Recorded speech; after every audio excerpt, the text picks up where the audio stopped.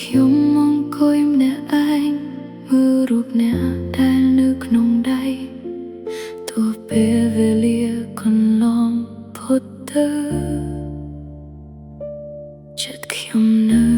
តែនឹកអ្នកដដែលចម្ងាយរវាងយើងទាំងពីរ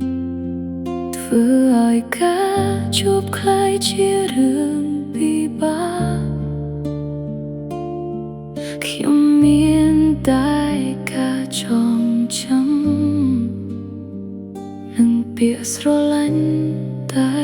មិនទាន់ប្រើនឹកតែមិនអាចជួបចង់ឃើញតែមិនអាចទៅរករាល់យប់ខ្ញុំនៅតែគិតដល់អ្នកទោះដឹងថាយើងនៅឆ្ងាយពីគ្នា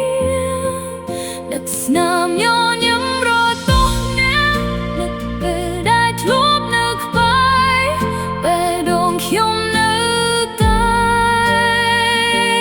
រំចាំទោះមិនដឹងថាថ្ងៃណាបានជួបខ្យល់ត្រជាក់បក់កាត់មក